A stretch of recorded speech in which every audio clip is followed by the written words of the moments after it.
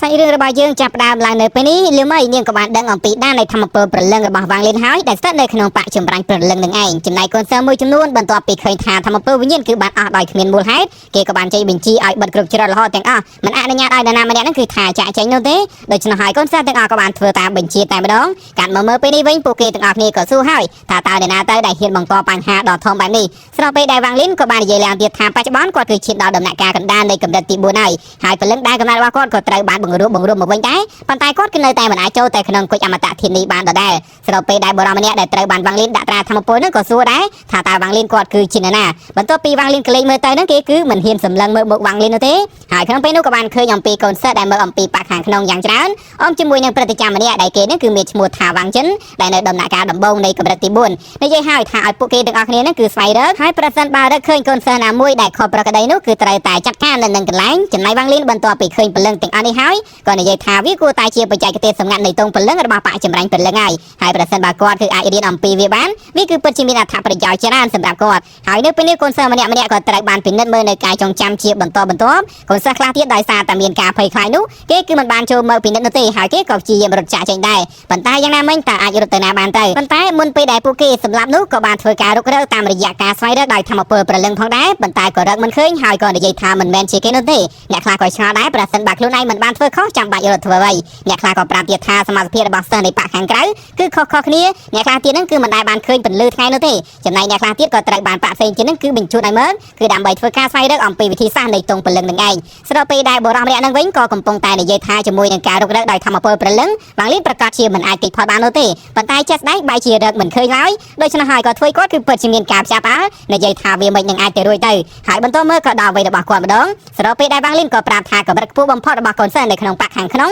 គឺនៅត្រឹមតែដំណាក់កាលដំបូងនៃកម្រិតទី4តែប៉ុណ្ណោះហើយជាមួយនឹងត្រាធម្មពលរបស់គាត់វាប្រកាសជាមិនអាចរកឃើញអំពីអាកំបាំងទាំងអស់នេះទេចំណែកបុរសម្នាក់ហ្នឹងក៏នៅតែឆ្ងល់ដែរប៉ុន្តែក៏ប្រាប់ថាសំណាងល្អដែលគេមិនបានធ្វើអ្វីផ្ដេសប្រាសប្រសិនបើមិនដូច្នោះទេប្រកាសជាទៅបើកលុយមិនខានឡើយឬហើយក៏បានដើរចាក់ចេញទៅពេលវេលាក៏ចេះតែកន្លងផុតទៅការរុករកក៏នៅតែបន្ត90ម៉ោងក្រោយមកទៀតកូនសិស្សម្នាក់ក៏ប្រាប់ថាលើកលែងតែមនុស្សដែលមានបំណងមិនល្អទាំងអស់នេះក្រៅពីនឹងគឺមិនបានរកឃើញនរណាម្នាក់ដែលគួរឲ្យសង្ស័យនោះទេវាងចិនក៏គិតហើយថាតើវាអាចទេរឿងទាំងអស់នេះប៉ាផ្សេងទៀតគឺជាអ្នកបង្កឡើងប៉ុន្តែក៏ប្រាប់ថានៅហើយទៅចោះនឹងក៏បានបន្តប្រាប់ទៅកាន់កូនសិស្សឲ្យត្រឡប់ទៅវិញទៅព្រោះថាការប្រកួតគឺរៀបមកដល់ហើយពួកគេនឹងគឺត្រៀមខ្លួនជាមុនសិនចំណែកវាងលៀនក៏កំពុងតែឆ្ងល់ដែរមិនដឹងថាវាគឺជាបាសាតៃវិញ្ញាណសំខាន់ឬមួយក៏បច្ចេកទេសសម្ងាត់នៃទងព្រលឹងនោះទេបានជាធ្វើព្រឹត្តិការណ៍ក៏ដូចជាកូនសិស្សនៅក្នុងបកខាងក្នុងនឹងគឺមានការខ្វាយខ្វល់បែបនេះដូច្នោះហើយក៏ប្រាប់ថាមើលទៅកន្លែងសម្រាប់កូនសិស្សនៃបកខាងក្នុងនេះគាត់គឺត្រូវតែយកហើយឬហើយក៏បានត្រឡប់ទៅកាន់កន្លែងរបស់គាត់វិញបន្ទាប់ពីមកដល់ហើយវាងលៀនក៏បានធ្វើការវឹកហាត់បន្តដោយគាត់ក៏បាននិយាយថាជាមួយនឹងជីវិតចុងក្រោយនេះគាត់គឺនៅតែមានការយល់ដឹងអំពីដែននៃអាណាចក្ររបស់គាត់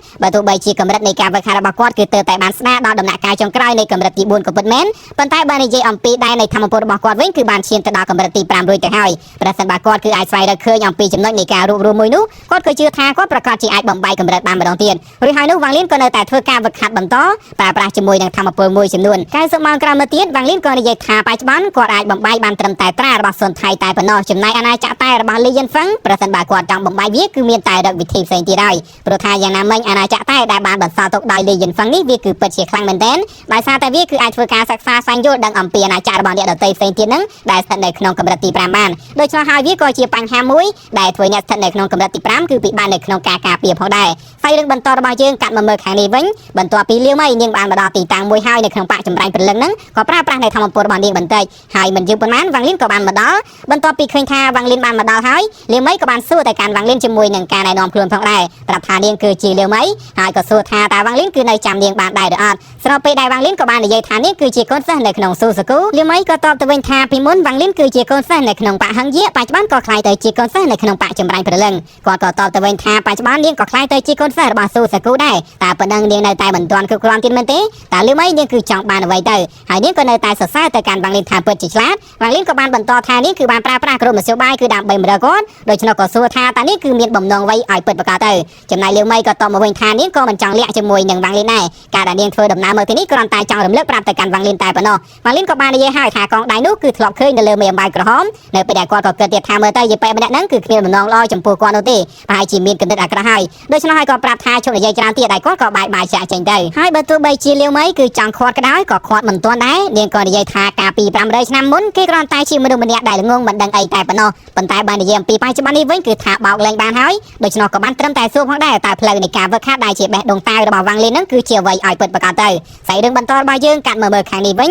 មិនយូរប៉ុន្មានការប្រកួតក៏បានមកដល់កូនសិស្សមួយចំនួននៅក្នុងបកខាងក្រៅក៏ចាប់ផ្ដើមធ្វើការតទល់គ្នាទៅវិញទៅមើលគឺដើម្បីដណ្ដើមយកកន្លែងមួយសម្រាប់ចូលទៅក្នុងបកខាងក្នុងស្របពេលដែលអ្នកខ្លះទៀតក៏បានស្រែកថាពួកគេនឹងគឺចោះចាញ់ហើយប៉ុន្តែយ៉ាងណាមិញភាគីម្ខាងទៀតនឹងគឺមិនបានទុកជីវិតឲ្យគេនោះទេបើទោះបីជាគេនឹងគឺថាចោះចាញ់ក៏ដោយឃើញដូច្នោះវ៉ាងចិនក៏បាននិយាយថាការប្រកួតមួយនេះប្រកាសជាមានមនុស្សយ៉ាងច្រើនដែលត្រូវស្លាប់ហើយស្រីស្អាម្នាក់ក៏តបទៅវិញថាយ៉ាងណាមិញនៅក្នុងចំណោមពួកគេនឹងគឺមានត្រឹមតែមនុស្សម្នាក់ដែលប៉ុណ្ណោះដែលអាចចូលទៅក្នុងបកខាងក្នុងបានអញ្ចឹងជាធម្មតាទេពួកគេប្រកាសជាកាប់សម្លាប់គ្នាហើយលើកនេះក៏ដល់វេរបស់វ៉ាងលីនម្ដងបរិសម្នាក់ក៏ប្រើប្រាស់ធម្មពលរបស់គេវាប្រហារចូលទៅវ៉ាងលីនក៏បានបញ្ចេញខែការពារដើម្បីទប់ទល់គេក៏នៅតែស្រែកឡើងយ៉ាងខ្លាំងប៉ុន្តែរំពេចនោះក៏ស្រាប់តែឃើញថាវ៉ាងលីនភ្លាមក៏បានមកដល់ចំពោះមុខគេទៅហើយប៉ុន្តែវ៉ាងលីនក៏អាចនិយាយបានថាពេលនេះគាត់គឺមិនដូចការពីពេលមុនទៀតនោះទេគឺ slot មកឲ្យ slot ហើយខណៈដែលការប្រកួតក៏នៅតែបន្តបរិសម្នាក់ដែលមានរៀងធាត់បន្តិចនោះក៏បានបញ្ចេញសម្រែកក្រហមជាមួយធម្មពលរបស់គេវាប្រហារចូលទៅប៉ុន្តែបរិសម្នាក់ទៀតដែលមានសក់សនោះក៏ស្រាប់តែបានបញ្ចេញនៅធម្មពលរបស់គេម្យ៉ាងធ្វើឲ្យបរិសម្នាក់នឹងក៏ត្រូវបានចាញ់ក៏ដូចជាត្រូវបានស្លាប់ភ្លាមនៅនឹងកន្លែងវ៉ាងលីនឃើញហើយក៏បាននិយាយថាវាគឺជាបច្ចេកទេសមរណៈដូច្នោះហើយគឺពិតជាគួរឲ្យចាប់អារម្មណ៍រាល់ពេលដែលបកចម្រាញ់ពលឹងគឺធ្វើការប្រកួតម្ដងរវាងសិស្ស 10000 នាក់នោះគឺនៅសល់មិនដល់កូនសិស្សពាក់កណ្ដាលនោះទេដែលពួកគេអាចរស់រានមានជីវិតបានដូច្នោះក៏នៅតែសួរតើគោលដៅរបស់ពួកគេជាអ្វីឲ្យពិតប្រាកដទៅនៅក្នុងនេះប្រកាសជាមានអាចខំបាំងហើយតើវាអាចទេធ្វើពួកគេគឺចាប់ផ្ដើមកាប់សម្លាប់គ្នាហើយបន្ទាប់មកក៏ប្រមូលយកនៅពលឹងរបស់ពួកគេហើយប្រសិនបើបែបហ្នឹងមែនគោលដៅនៃការប្រកួតនេះវាគ្រាន់តែជាការប្រមូលពលឹងសម្រាប់បកតែប៉ុណ្ណោះដូច្នោះក៏នៅស្មានមកដល់វិធីសាស្ត្រនៃបកចម្រាញ់ពលឹងគឺខុសខើបែបហ្នឹងនោះទេចំណែកវ៉ាងចិនក៏បានសម្លឹងមើលទៅកាន់ពួកគេទាំងពីរនាក់ដោយសារតែនៅក្នុងវគ្គផ្ដាច់ព្រាត់នេះចំពោះបរិសម្នាក់ដែលមានឈ្មោះថាស៊ឺម៉ាដំណាក់កាលចុងក្រោយនៃកម្រិតទី3ហ្នឹងគេគឺជាមនុស្សម្នាក់ដែលមានបច្ចេកទេសចម្លែកដោយឡែកចំពោះវ៉ាងលីនវិញគ្រាន់តែជាមនុស្សម្នាក់ដែលគ្មានការចាប់អារម្មណ៍តែប៉ុណ្ណោះប៉ុន្តែបែរជាអាចឡើងមកដល់វគ្គផ្ដាច់ព្រាត់បានអញ្ចឹងក៏និយាយថាការប្រកួតឆ្នាំនេះគឺគ្មានអ្វីដែលល្អមើលនោះទេហើយគាត់ក៏បានស្រែកឲ្យពួកគេចាប់ផ្ដើមតែម្ដងដោយឡែកចំពោះស៊ឺម៉ាគេក៏បាននិយាយថាវ៉ាងលីនគឺនៅត្រឹមតែដំណាក់កាលកណ្ដាលនៃកម្រិតទី3ចំណែកគេក៏បានវឹកហាត់នៅបច្ចេកទេសមរណៈនេះអស់រយៈពេលជាច្រើនឆ្នាំមកហើយដូច្នោះនៅទីបំផុតវាក៏សមទៅតាមបំណងរបស់គេដែរនិយាយថាលិតឯងថ្ងៃនេះគឺពិតជាមានសំណាងដែលបានឡើងមកដល់វគ្គផ្ដាច់ព្រាត់ប៉ុន្តែឯងគឺសើចហើយដែលបានជួបជាមួយនឹងខ្ញុំព្រោះហើយនោះគេក៏ប្រើប្រាស់នៅធម្មពលមរណៈរបស់គេនេះចាប់ការទៅលើវ៉ាងលីនតែម្ដងទៅហើយវ៉ាងលីនគាត់ក៏បានសម្ដែងបន្តិចដូចគ្នាដែលធ្វើឲ្យស៊ឺម៉ាគេក៏បានសោយឡើងយ៉ាងកាយម្ដងទៀតប៉ុន្តែវ៉ាងលីនក៏និយាយថាបច្ចេកទេសរបស់លោកគឺពិតជាអាចសម្លាប់អ្នកដែលនៅកម្រិតដូចគ្នាបានត្រឹមតែមួយស្នៀតតែប៉ុណ្ណោះគេក៏សួរហើយតើវ៉ាងលីនគឺជានរណាដែលស្គាល់អំពីបច្ចេកទេសរបស់គេហើយគេក៏នៅតែនិយាយថាវាមិនអាចទៅរួចនោះទេដែលបច្ចេកទេសរបស់គេនឹងគឺបរាជ័យវ៉ាងលីនក៏នៅតែដៃចូលមកជាមួយនឹងសម្ពាធធម្មពលរបស់គាត់និយាយថាបច្ចេកទេសមរណៈរបស់ស៊ឺម៉ានឹងវាគ្រាន់តែជាបច្ចេកទេសវិញ្ញាណកម្រិតទាបតែប៉ុណ្ណោះប៉ុន្តែប្រសិនបើកម្រិតនៃការវឹកហាត់របស់គាត់គឺទាបឬមួយក៏ស្មើជាមួយនឹងស៊ឺម៉ានឹងគាត់ក៏ប្រហែលជាត្រូវចាប់ហើយផងដែរបញ្ចេញនៅកម្លាំងរបស់គាត់បន្តិចទៅស៊ឺម៉ាមុនពេលដែលគេស្លាប់ក៏សួរតើកម្រិតនៃការវឹកហាត់របស់វ៉ាងលីនគឺជាអ្វីក្នុងកំឡុងពេលនោះក៏ស្រាប់តែបរិសុទ្ធចំណាំអ្នកទៀតបានមកដល់ដែលគាត់គឺមានឈ្មោះថាវូតៅឈីដែលជាប្រធាននៃបកខាងក្នុងស្របពេលដែលវ៉ាងចិនក៏បានធ្វើការណែនាំប្រាប់ថាវ៉ាងលីនយើងគឺជាអ្នកឈ្នះនៅក្នុងការប្រកួតនេះចំណែកវូតៅឈីក៏បានសួរទៅកាន់វ៉ាងលីនតើគាត់គឺទប់ទល់ជាមួយនឹងបច្ចេកទេសមរណៈរបស់ស៊ឺម៉ានោះដោយរបៀបណាវ៉ាងលីនក៏តបទៅវិញថាជាការពិតណាស់គាត់គឺបានលាក់កម្រិតនៃការវឹកហាត់របស់គាត់ដោយបច្ចុប្បន្នគាត់គឺបានឈានទៅដល់កម្រិតកម្ពូលនៃកម្រិតទី3រួចទៅហើយបន្ទាប់ពីលើដូច្នោះហើយវូតៅឈីក៏ប្រើប្រាស់កម្លាំងរបស់គាត់ដើម្បីពិនិត្យមើលបន្តិចនៅពេលដែលគាត់ក៏បាននិយាយទៀតថាវ៉ាងលីនគឺមិនបានកុហកនោះទេប៉ុន្តែក៏នៅតែគិតនៅក្នុងចិត្តទៀតថាបើទោះបីជាកម្រិតនៃការវឹកហាត់របស់វ៉ាងលីនគឺខ្ពស់ជាងស៊ឺម៉ាបន្តិចក៏ពិតមែនប៉ុន្តែយ៉ាងណាមិញក៏មិនអាចយកឈ្នះទៅលើស៊ឺម៉ានឹងគឺថាបានយ៉ាងងាយស្រួលបែបហ្នឹងដែរបន្ទាប់មកគាត់ក៏បាននិយាយទៅកាន់វ៉ាងចិនឲ្យរៀបចំកន្លែងគឺដើម្បីទទួលវ៉ាងលីនទៅហើយខណៈដែលវ៉ាងចិនគាត់ក៏មិនរងចាំយូរដែរហើយគាត់ក៏បានទទួលបញ្ជាស្របពេលដែលវូតៅឈីគាត់ក៏បានត្រឡប់ទៅវិញបន្ទាប់មកទៀតនោះវ៉ាងចិនក៏បានអបអរសាទរទៅកាន់វ៉ាងលីនដែលគាត់បានឈ្នះនៅក្នុងការប្រកួតនេះហើយក៏បានក្លាយទៅជាកូនសិស្សនៃបកខាងក្នុងនៃបកចម្រាញ់ព្រលឹងដែរដោយនៅពេលនេះក៏ឲ្យវ៉ាងលីនគឺធ្វើដំណើរទៅតាមគាត់ជាមុនសិនបន្ទាប់ពីចូលទៅដល់ខាងក្នុងហើយវ៉ាងចិនក៏បានរៀបរាប់ប្រាប់វ៉ាងលីនអំពីកំពូលភ្នំទាំង3ដែលមាននៅក្នុងបកដែរវ៉ាងលីនក៏បានដឹងទៀតថាសរសៃវិញ្ញាណដែលមាននៅខាងក្នុងនេះគឺពោពេញទៅដោយធម្មពលវិញ្ញាណយ៉ាងបរិបូរណ៍តែម្ដងហើយគាត់ក៏បានសួរតាក់ទងជាមួយនឹងទងពលឹងតើវ៉ាងចិនគឺអាចប្រាប់គាត់បានដែរឬអត់ចំណែកវ៉ាងចិនក៏តបទៅវិញថាវាប្រកាសជាបានហើយគាត់ក៏បានបង្ហាញអំពីទងពលឹងរបស់គាត់